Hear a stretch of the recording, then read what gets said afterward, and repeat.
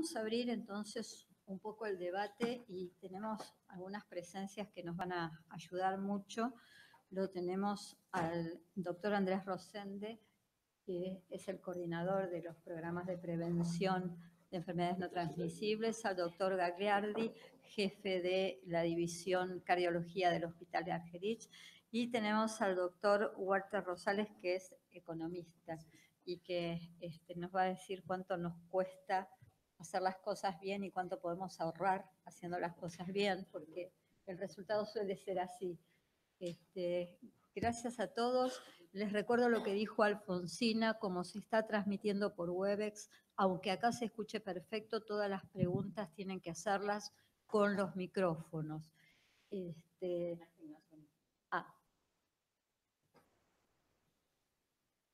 Bueno, para empezar, creo que de la presentación que hicieron todos ustedes surge una realidad que, bueno, es apabullante. Tenemos un territorio extensísimo con una distribución geográfica de la población y de los sistemas de salud que son bastante dispares y con accesos y con economías regionales muy dispares. Tenemos sistemas de salud fraccionados por toda la interacción entre sistemas públicos, privados, obras sociales y demás, que generalmente no se han podido relacionar y no interactúan entre todos ellos, y esto complica muchísimo toda intención de tratar de unificar proyectos y de hacer cosas entre unos y otros. Casualmente, la semana pasada, hablando con uno de los integrantes de la Sociedad de Cardiología, uno de los miembros que vive en Neuquén, nos comentaba que acababan de hacer una encuesta en toda la provincia, viendo cuántos centros tenían algún tipo de trombolítico, cualquiera fuera, con una baja tasa de provisión de trombolíticos en los centros. Pero lo más impactante fue que solamente el 10% de los médicos encuestados dijo, fuera de las grandes ciudades en el sur, el 10% solamente dijo que sería capaz de darle un trombolítico a un paciente y después derivarlo. Con lo cual, estamos frente a una situación de crisis realmente, porque tenemos que tratar una patología con una altísima mortalidad, con una altísima tasa de discapacidad si no se trata a tiempo también, y sin embargo, los que debemos hacerlo no nos sentimos capacitados para hacerlo, y el sistema no nos ayuda. Así que me encantaría escuchar las opiniones de ustedes y después, por supuesto, todas las preguntas y aportes de cada uno.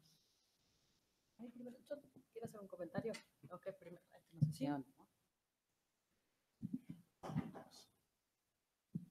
no, primero agradecerle, la verdad, la presencia de Andrés Rosende, que él es el que está coordinando, digamos, toda la parte del plan y del Programa Nacional de Infarto, y a Walter Rosales, que es un economista de la Universidad Nacional de La Plata, que tuvo, digamos, una participación muy importante en todo el trabajo del Ministerio, y por eso me gustaría, digamos, empezar preguntándole un poco a Andrés qué es lo que se está haciendo, darle las gracias, ¿no? Porque la verdad que es la primera vez que logramos, digamos, una presencia tan fuerte desde el Ministerio, desde la Secretaría, y realmente preocupados, digamos, por generar planes de acción para mejorar estos pacientes. Así que, Andrés, contanos un poco en qué estás.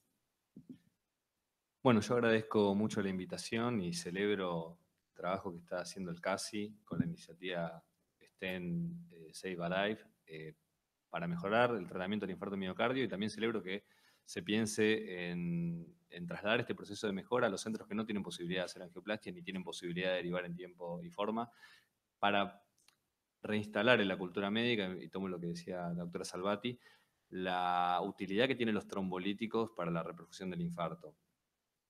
Como ya se dijo muchas veces, lo voy a repetir una vez más, Argentina es un país muy complejo, me parece que eso es una verdad de perogrullo, muy complejo en cuanto a que tiene un territorio muy extenso, a que tiene un sistema de salud muy fragmentado, a que es un sistema de gobierno federal, o sea que las provincias tienen sus ministerios de salud provinciales con sus propias políticas, ¿Qué rol juega en todo esto el Ministerio de Salud de la Nación? O bueno, el Ministerio de Salud y Desarrollo Social de la Nación y su Secretaría de Gobierno de Salud, a la cual yo represento. Básicamente es un rol de rectoría, de elaborar políticas, generar consensos y buscar que las provincias se apropien de esto, poniendo el foco sobre todo en el subsector público del sistema de salud, que da una cobertura aproximadamente al 30% de la población, que en general es la población con menores recursos económicos, con menor nivel educativo y con mayor carga de enfermedad y mortalidad por enfermedades cardiovasculares. Y luego nosotros podemos tener injerencia con nuestras políticas, y ahí por ahí nos ayudan también el trabajo coordinado con las sociedades científicas y a través de la Superintendencia de Servicios de Salud con todo el sector de seguridad social y sector privado. La idea es que todos podamos trabajar juntos porque vemos que la SAC, la FAC están haciendo el registro de infarto, están trabajando en esto, el CASI está con la iniciativa STEM Safe Alive, y el Ministerio de Salud también quiere sumarse y poder reunir a todos los actores en pos de un mismo objetivo como para darle cierta lógica a esto. Como ya se mencionó también, y lo mencionaba Alfonsina, y lo mencionaba el doctor Ignacio Sigalini, el problema del tratamiento del infarto no es discutir qué método es mejor, si la angioplastia o los trombolíticos, porque vamos a pasarnos 10 horas discutiendo, comparando estudios a lo largo de 30 años donde no son exactamente comparables porque las poblaciones son distintas, porque los tratamientos cambiaron con el tiempo, cambió la angioplastia, apareció el stent, mejoraron las técnicas de punción, los trombolíticos cambiaron, apareció el clopidogrel, bien. Las estatinas juegan un rol también en los síndromes coronarios agudos, sino centrarnos en que el mejor tratamiento para la reperfusión del infarto es aquel que pueda abrir la arteria en el menor tiempo posible, punto. Si nosotros estamos en un centro con capacidad para hacer angioplastia primaria, no vamos a pedir que hagan trombolíticos, vamos a pedirle simplemente que hagan angioplastia primaria en el menor tiempo posible. Y lo mismo si estamos por ahí en un centro que no tiene posibilidad de hacer angioplastia, pero tiene un centro con hemodinamia a 20 minutos de traslado y una ambulancia a la puerta, no vamos a pedirle que hagan trombolíticos, porque no resulta razonable. Porque básicamente la angioplastia frente a los trombolíticos, si bien la evidencia es discutible, tiene una fortaleza o dos. Una es que la tasa de reperfusión es mucho más alta que con cualquier trombolítico, por ahí comparable con la del tenecteplase dentro de las 3 horas, que ronda el 95%, pero no lo tenemos en nuestro país. Y la otra ventaja es que tiene menos ACV hemorrágico. Si bien el ACV hemorrágico para los trombolíticos no es muy alto, tengan en cuenta que es 0.4%, es 4 cada 1000 pacientes tratados de una patología que es potencialmente mortal, pero no es mortal, y muchas veces esto actúa como un freno para los médicos, sobre todo no especialistas, el miedo a la hemorragia cerebral para administrar trombolíticos y perderse la posibilidad de descender la mortalidad en términos absolutos en un 2%. O sea, la administración de trombolíticos en el infarto salva una vida cada 50 pacientes tratados. Y esto hoy en día no se está haciendo por el miedo a la ACV hemorrágica. Entonces nosotros tenemos que trabajar también en desterrar eso.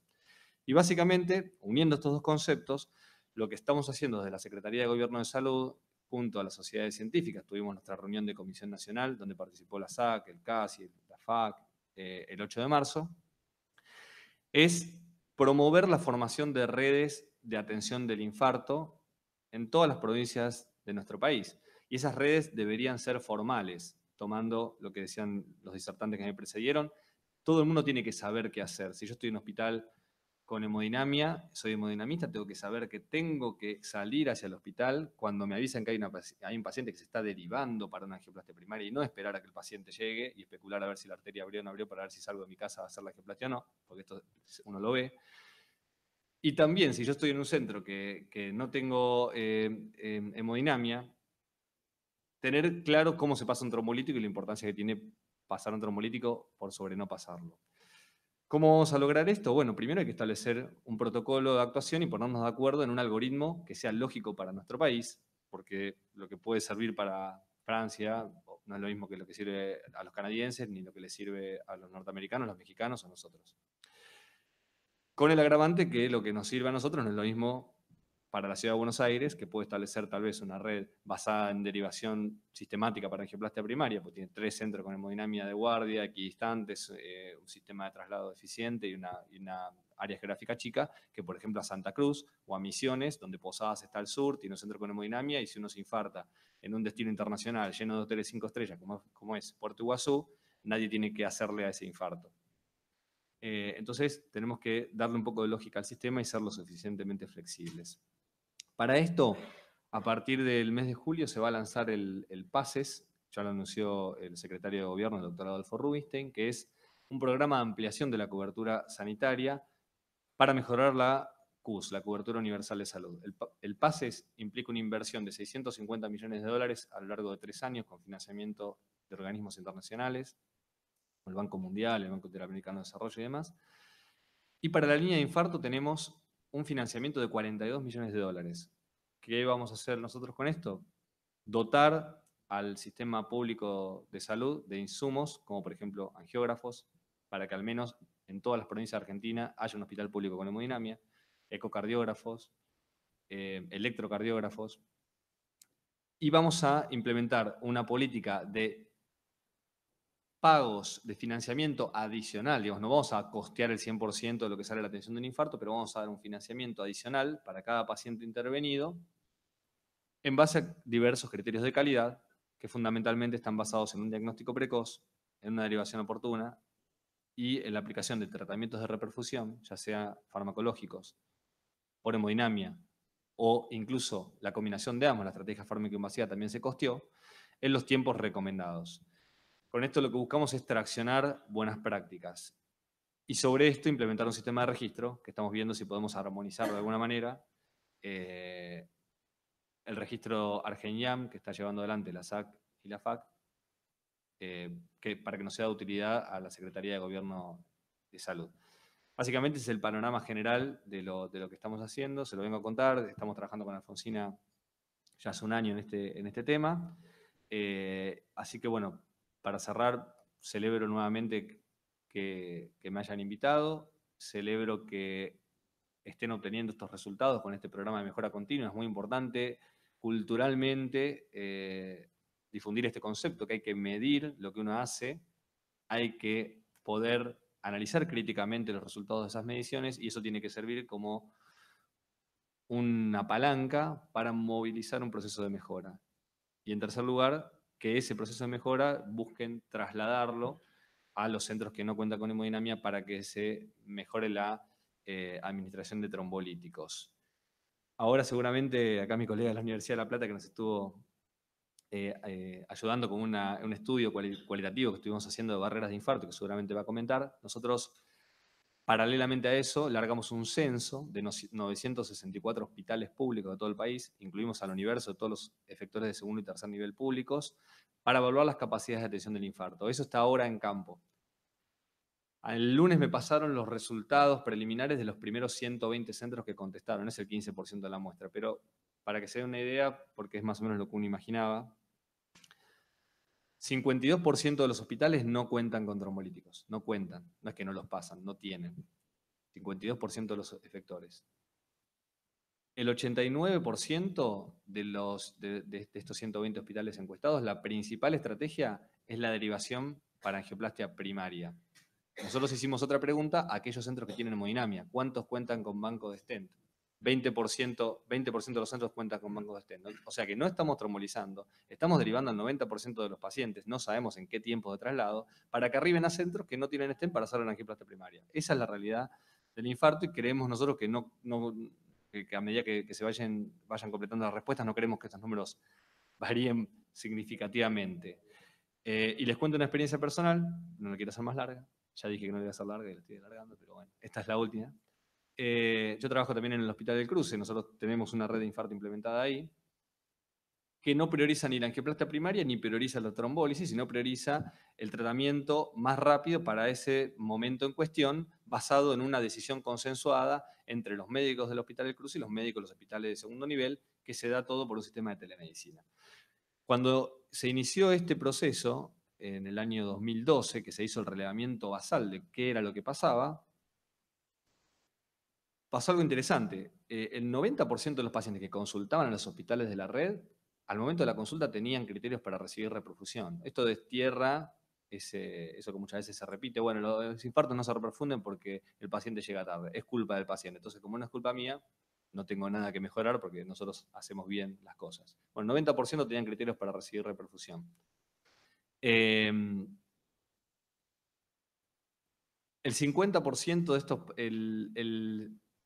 el 60% de estos pacientes se decidió la derivación para angioplastia primaria en nuestro hospital. De estos, la mitad, cuando llegó al hospital, ya no tenía criterios para recibir reperfusión, por las demoras en que llegara la ambulancia a trasladarlo. O sea que esos pacientes se perdieron la oportunidad de ser reperfundidos. La tasa global de reperfusión fue 60%. Si nosotros hubiésemos trombolizado a esos pacientes que llegaron tarde y se perdieron la oportunidad, la Wilson se elevó al 84%. Recuerden estos números, del 60 al 84%. ¿Qué otra cosa pasó? Que los pacientes que sí llegaron para ser reperfundidos, el tiempo puerta-balón, la mediana tiempo puerta-balón fue de 240 minutos. ¿Cuál fue el tiempo aguja de los centros de los pacientes trombolizados? 75 minutos. Fue malo. Fue el doble de lo que recomiendan las guías, pero la diferencia fue casi de 3 horas encima. Cuando se implementó el proceso de mejora, nosotros hicimos más angioplastias primarias, también hicimos más trombolíticos, muchos más trombolíticos que angioplastias primarias en los hospitales de la red. Se aumentó globalmente la tasa de reperfusión. ¿Hasta dónde la llevamos? 78%, prácticamente. ¿Se acuerdan el 84% ese que yo les mencioné al inicio? O sea, pudimos rescatar esos pacientes que se perdían la oportunidad de ser reperfundidos en el traslado, simplemente fomentando la trombólisis en los centros de atención. ¿Y cómo se mejoraron los tiempos? Se bajaron 30 minutos la mediana de tiempo puerta-balón y se bajó 30 minutos la mediana tiempo puerta-aguja. Entonces, queremos volver a sentar posición sobre esto. Lo más importante no es el tratamiento que se aplique, sino fomentar la creación de redes formales de atención del infarto que puedan reperfundir al paciente con la estrategia que se tenga más a mano y en el menor tiempo posible. Muchas gracias por la invitación.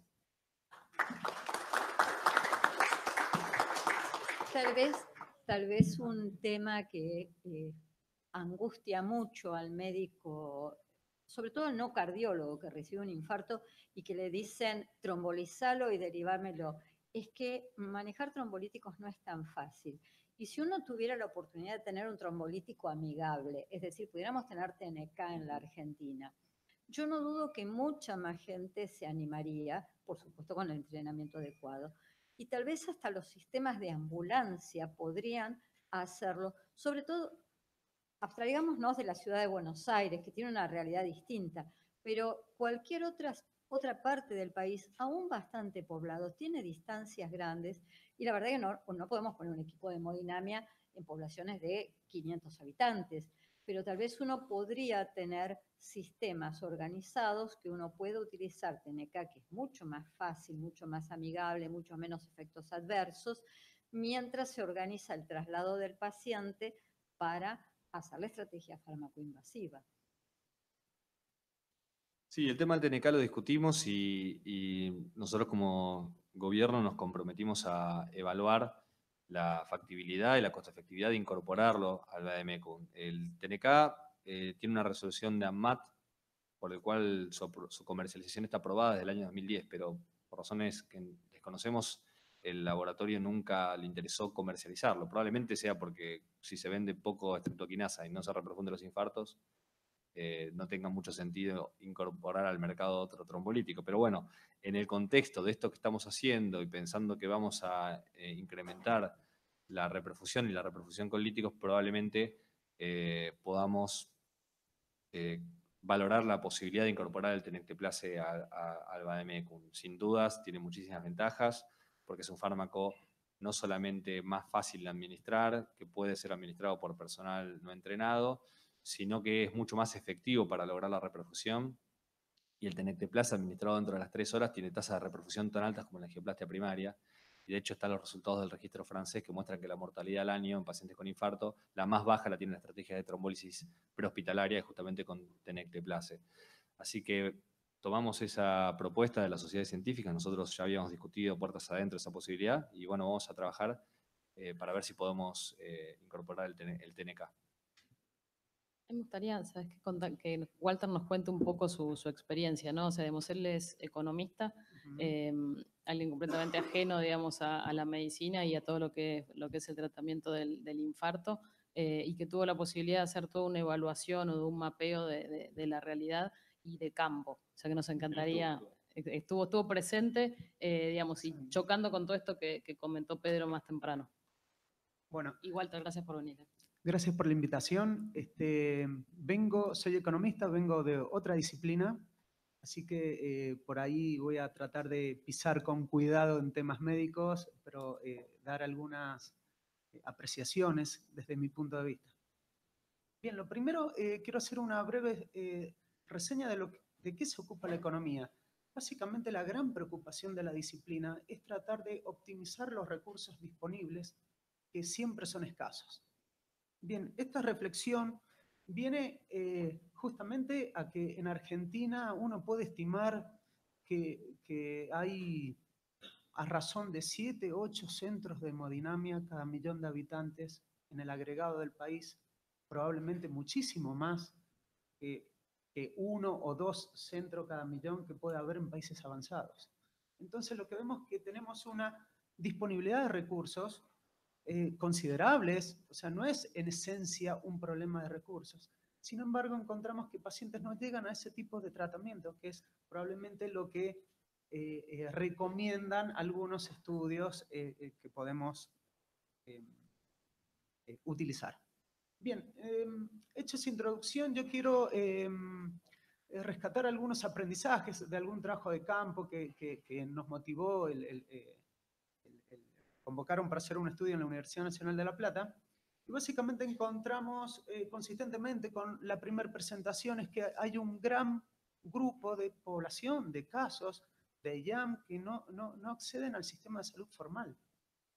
Probablemente sea el 60, el 70%, es mucho más alto de lo que uno puede encontrar en otros países, que puede ser 30% en Chile, probablemente 50% en países como México. Nosotros probablemente estamos en 60, 70% de los casos sin una cobertura formal, sin una atención oportuna probablemente. Bien, dicho eso, me parece que la fase prehospitalaria es una parte importante de la agenda y me parece de que la política pública tiene mucho que hacer en ese punto, ya sea desde la prevención, ya sea de abordar a través de mecanismos de incentivos, los factores de riesgos. O sea, por ejemplo, en economía pensamos en impuestos para atacar o disuadir el consumo de tabaco o de alcohol o cosas por el estilo que puedan afectar o considerarse factores de riesgo. Bien, yendo más específicamente al tema, cuando uno revisa las experiencias internacionales, los modelos de organización, básicamente encuentra de que todas las soluciones son regionales. Uno no puede pensar en una solución única a todas las particularidades que tiene este país, es un país en esencia heterogéneo. Entonces, bueno, es eso lo que tenemos que pensar, de que las recomendaciones que surjan o las formas de implementación tienen que estar adecuadas a las realidades locales. Nosotros hemos identificado 3 tipos o 3 modelos regionales probablemente bien distintos entre sí. Uno tal vez sea donde encontramos redes de atención para IAM mucho más desarrolladas. Probablemente Rosario sea el ejemplo en este tipo de modelos. Un segundo, que son regiones donde no existe una red formal y hay deficiencias en el sector público, por ejemplo, no tienen servicio de hemodinamia, sin embargo, tienen una complementación con el sector privado. Y este punto es bien importante porque en un modelo de país, como se ha señalado, tan fragmentado, lograr de que se integren los recursos disponibles en el sector privado con las necesidades que tiene el sector público, no es otra cosa que optimizar los recursos disponibles. ¿Para qué colocar otro sistema de hemodinamia que me va a requerir inversión inicial, mantenimiento, factores productivos como pueden ser la mano de obra capacitada, tienen que estar las 24/7, lo cual ya es un desafío adicional, etcétera, etcétera. Entonces, muchas veces los convenios con el sector privado hace aprovechar la capacidad instalada. Y eso me parece que no es malo, al menos desde el punto de vista económico, y lo que hay que hacer en todo caso es regularlo para un mejor uso de esos factores, esos recursos ya disponibles. Y un tercer grupo de regiones es donde no hay complementación con el sector privado y donde encontramos una gran deficiencia del sector público, básicamente en cuestiones organizacionales. Por ejemplo, en La Plata, de donde vengo, entre el sector privado y el sector público, en una población junto con la periferia probablemente de 1 millón de habitantes, hay 6 centros de hemodinamia. Sin embargo, uno encuentra muchísimos casos de pacientes que no llegan a ninguno de esos. O porque no tiene obra social, o porque tiene obra social. Siempre hay un problema para derivarlo a tiempo para ser atendido. Entonces, esos problemas, a raíz de la fragmentación de la cobertura de salud, a raíz de la no disponibilidad de un protocolo, a raíz de que cayó en un centro o un efector que no sabe qué hacer con el paciente, llama por teléfono, nadie lo atiende, etcétera. Por multiplicidad de factores, ese paciente pierde la ventana de oportunidad para una atención correcta. Entonces, sin embargo, en La Plata hay 6 establecimientos de hemodinamia, o 6 servicios de hemodinamia. Entonces, bueno, ahí encontramos lo que sería una ineficiencia, un mal aprovechamiento de los recursos disponibles, y me parece que eso también son puntos a avanzar. Básicamente en organización, básicamente en explicitar protocolos, en definir quién hace qué cosa, y avanzar básicamente en lo que cada región reconoce como un problema.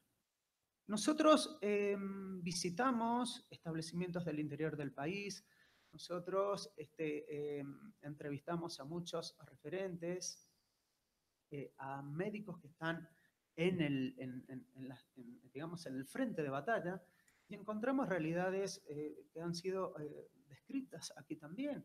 Es decir, a veces no tienen trombolíticos, otras veces tienen trombolíticos, pero no los saben utilizar. A veces llegan el paciente, le aplican los trombolíticos, no reperfunde y hay que trasladarlo, entonces no hay una ambulancia para eso, o el médico tiene que abandonar su guardia para trasladar el paciente, lo cual es tan malo como el primer caso. Entonces, en esta reflexión quiero decir y traer también un enfoque económico, es que cuando uno quiere producir algo, un bien, un servicio, pensamos en una función de producción, es decir, un conjunto de factores productivos que se interrelacionan y logran un resultado. Entonces, tener solo un servicio de hemodinamia no me garantiza nada, agregarle una ambulancia tampoco me garantiza nada, porque tengo que pensar en todos los actores de la cadena. Necesito un médico, pero necesito que ese médico esté capacitado, necesito de que esté todo el horario que se requiere, es decir, existe también ahí otro problema que son los costos de oportunidad, los incentivos. ¿Cómo puedo hacer para que un médico esté en el servicio el tiempo necesario? Y me parece que la realidad desde el punto de vista económico es que los médicos tienen un alto costo de oportunidad. Su hora vale mucho, entonces eso hay que pagarlo. Entonces, tenemos que buscar mecanismos de incentivos para que ese servicio se cubra. Y si no lo logro, entonces tengo que ver la forma de complementarme con el sector privado. Son formas, si quieren, second best, como le decimos en economía. Siempre hay un ideal al cual alcanzar, pero muchas veces no lo logramos o vamos a tardar mucho en lograrlo. Entonces tengo que buscar soluciones de segundo mejor, second best, soluciones alternativas, distintas combinaciones que pueden ser soluciones locales y no necesariamente iguales entre sí.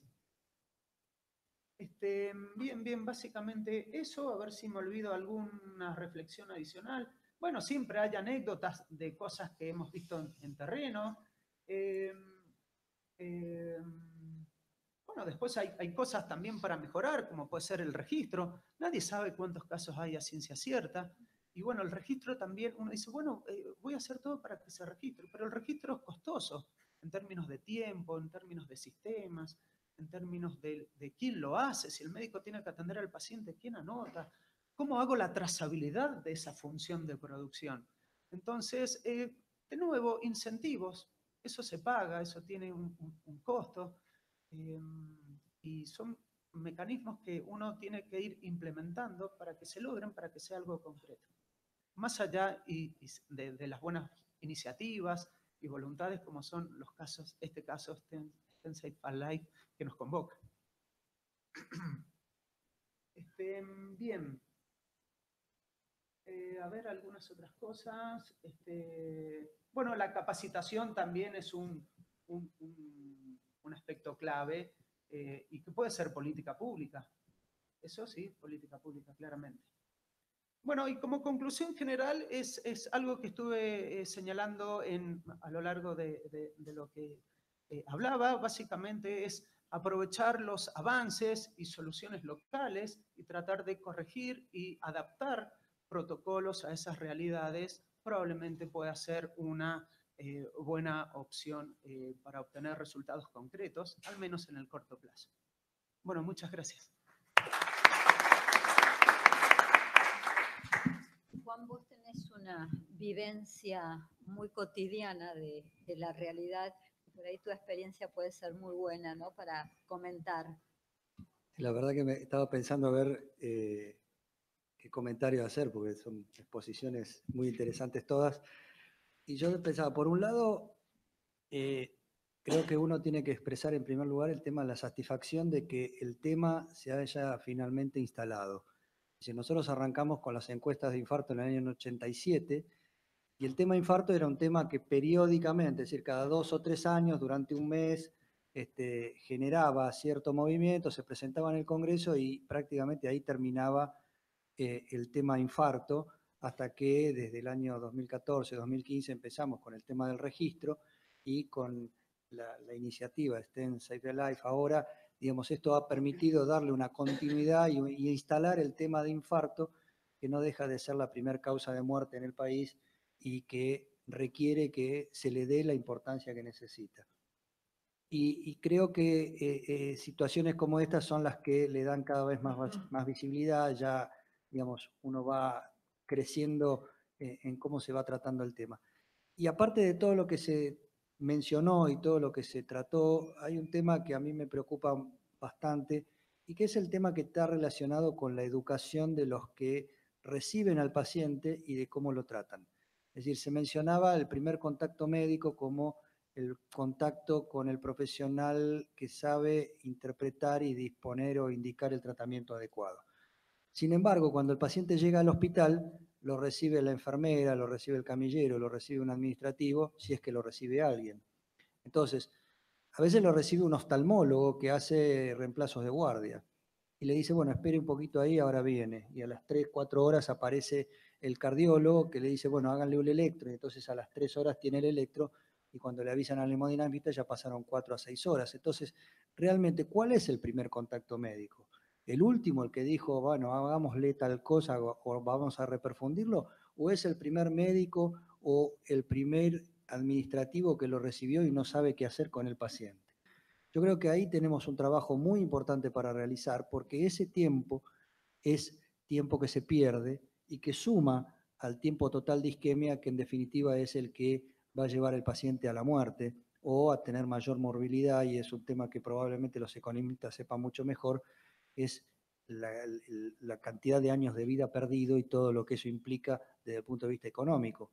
Entonces, creo que aparte de tratar de lograr la implementación de redes que justamente a partir de la permanencia del tema en el tiempo en los últimos años ha hecho que de la red de infarto del cruce o del gobierno de la ciudad que estaban previamente ya desde el principio de la década del 2010, 2012, 2015, ya ahora tenemos la de Rosario, la de Mendoza, la red de La Rioja, en Tucumán creo que se está haciendo rota, o sea que Catamarca, es decir, creo que el tema ha permitido que se empiece a generar, aunque sea en forma espontánea, estas redes que están mejorando y ojalá podamos tener mejores registros para saber si eso impacta realmente en la mortalidad.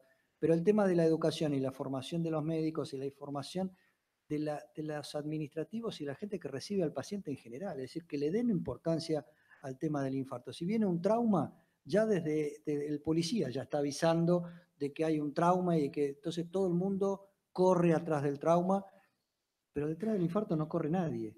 Y nosotros tenemos casos a veces anecdóticos del paciente que estuvo sentado en la guardia esperando que le hagan un electro.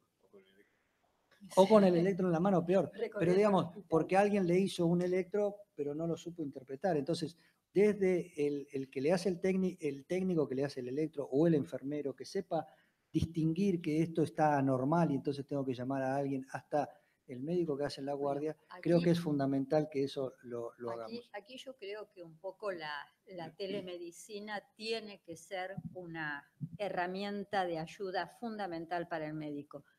Es difícil formar a todos los médicos y a todos los actores de la salud en interpretar correctamente electrocardiogramas. No el del supraes, nivel magnífico que usamos para la clase del alumno de primer año, sino que el más sutil, el paciente que ya tiene electros patológicos y que no se ve tan fácil. Entonces, me parece que aprovechar el recurso de hoy, de poder transmitir electrocardiogramas por WhatsApp, ya sea por sistemas muy sofisticados de transmisión o por la fotito de WhatsApp, yo creo que eso modifica totalmente los tiempos para el diagnóstico. Pero el punto es que esto es como el tromboembolismo pulmonar. Para diagnosticarlo tengo que pensar que existe. Y yo cuando un paciente consulta con dolor de pecho o síntoma que pueda ser interpretado, tengo que pensar en infarto, tengo que hacer rápidamente el electro, y si no estoy capacitado para interpretarlo, lo cual es una posibilidad porque no todo el mundo hace cardiología en centros de excelencia y ve las cosas más sofisticadas, tengo que tener el punto a donde yo, por un sistema de transmisión electrónica o por un WhatsApp o como sea, pueda transmitir eso y que no quede el paciente en la casa, como nos sucede muchas veces con los sistemas de emergencia, que va un sistema de emergencia, le hace un electro, no se lo interpreta adecuadamente y ni siquiera le deja el registro para no dejar pruebas de lo que sucedió. Entonces, me parece que tenemos mucho que trabajar. Y cómo armar redes. Por ejemplo, si nosotros ponemos la Sociedad de Cardiología y hacemos un círculo de 15 cuadras a la redonda, hay no menos de 12 o 14 centros con hemodinamia en esa zona. Ahora, tengo un paciente con cobertura médica. ¿Cómo coordinás para que te reciban un paciente? Tengo un paciente con cobertura médica de un prepago A, que le toca el sanatorio A. Ese sanatorio se le acaba de romper el equipo de hemodinamia.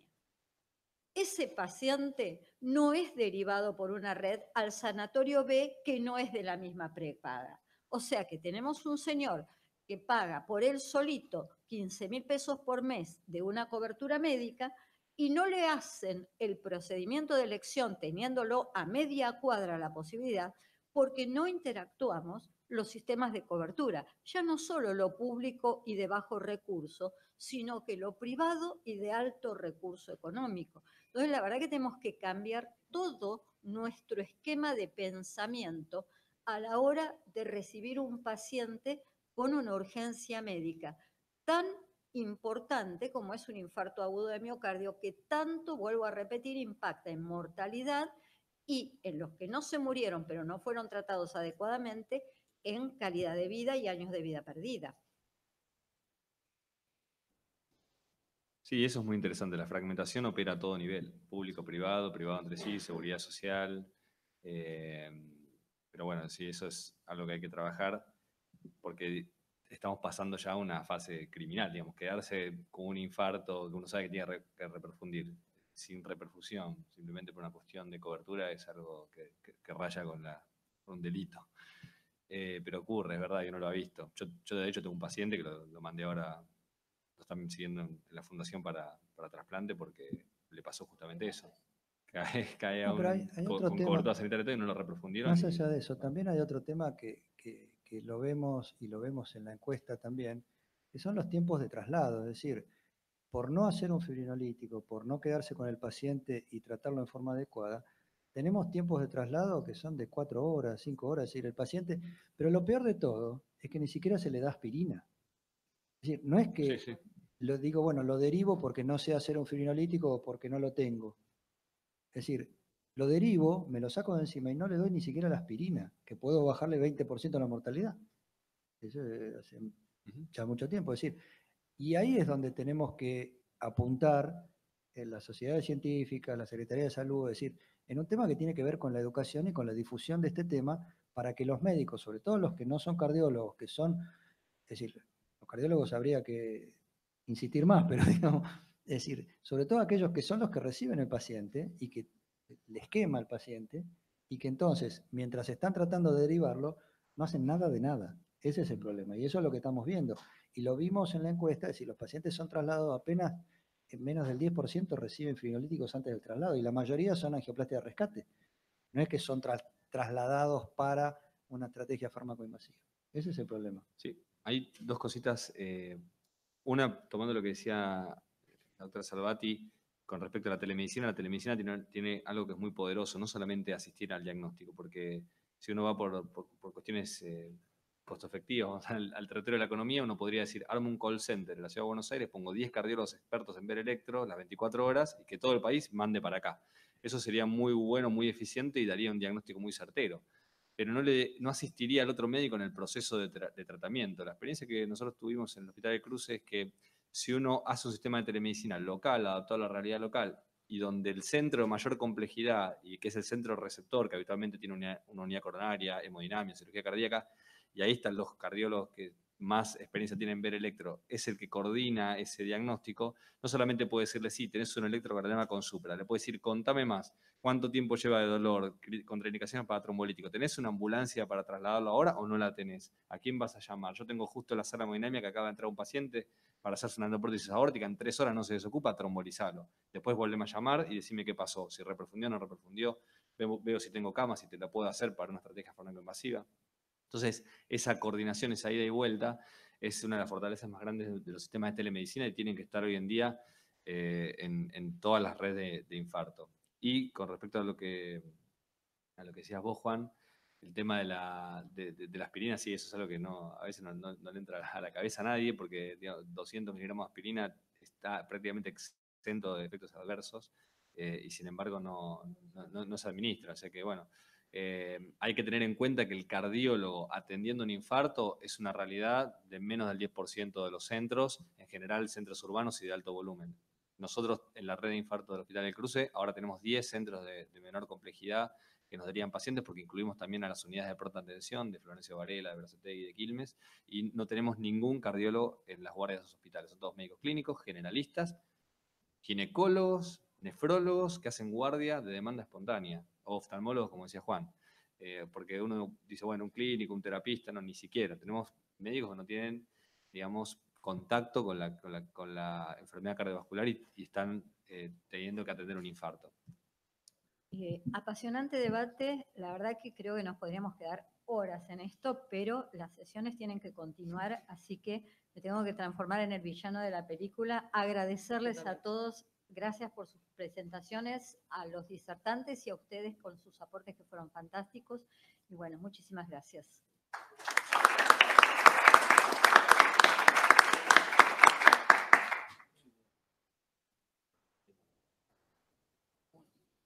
Gracias. Sí, capo. Eso no puede quedar. No,